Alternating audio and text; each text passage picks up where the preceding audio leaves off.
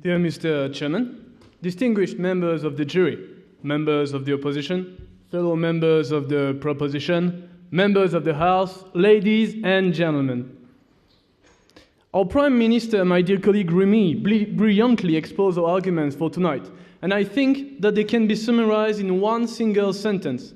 Mr. Obama should not care about Europe, because it is good neither for himself, nor for America, nor for the rest of the world. All the reasons even point to that. It's quite easy to observe, in fact, guys.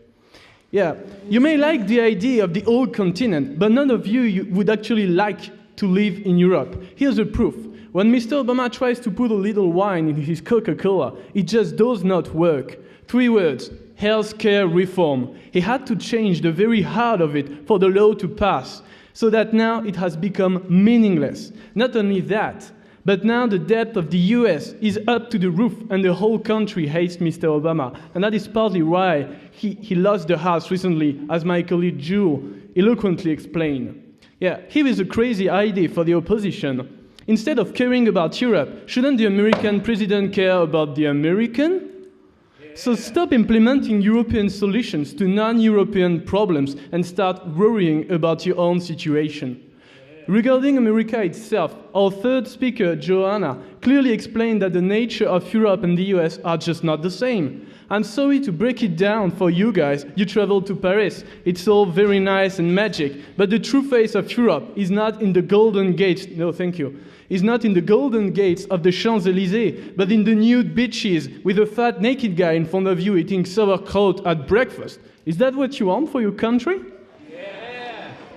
Moreover, the American problems are different than European ones. Europe is fully attached to its public sector and social laws. America is all about private sector and individualism. Well, don't get me wrong, I'm not criticizing this way of doing things. And last month, I would rather have been to America than stuck in an RER for 4 hours.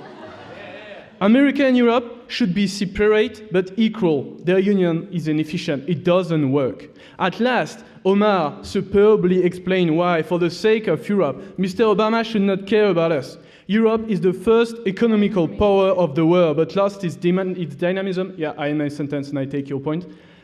Europe lost its dynamism and needs to reinvent itself. Yeah, go on.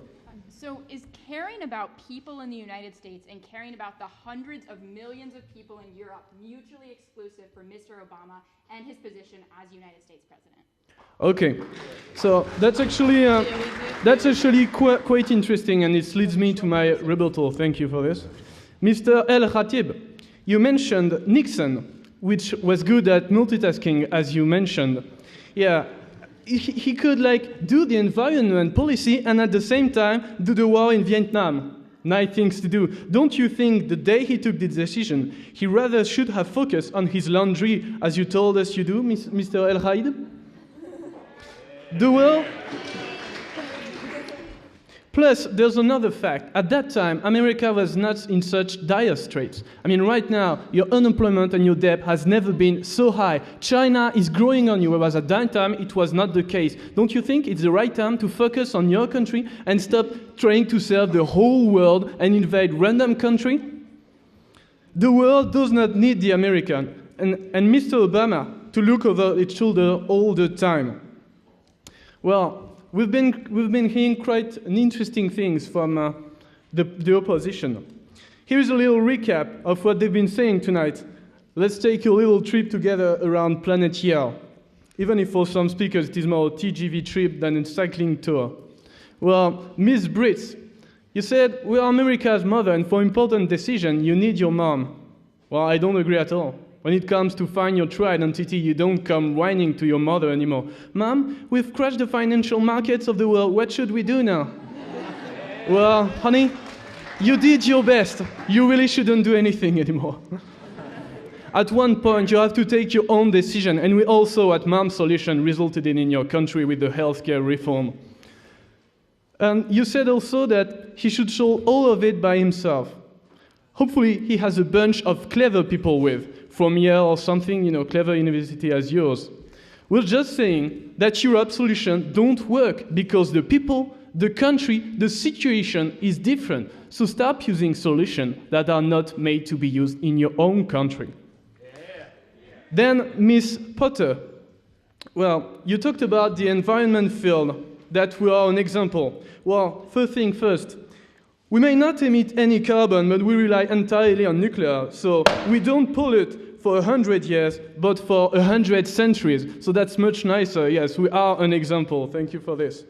And you said, yes, we're an example. It is indeed true. But it is time for you to stop contemplating us and take your own decisions. Stop caring about us and care about your own pollution.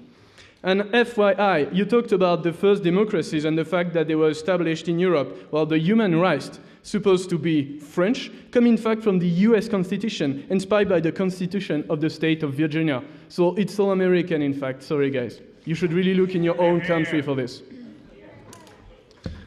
Well, today, Mr. Obama, it's time to start caring more about your own country. Tonight, it's time that you focus on your own career.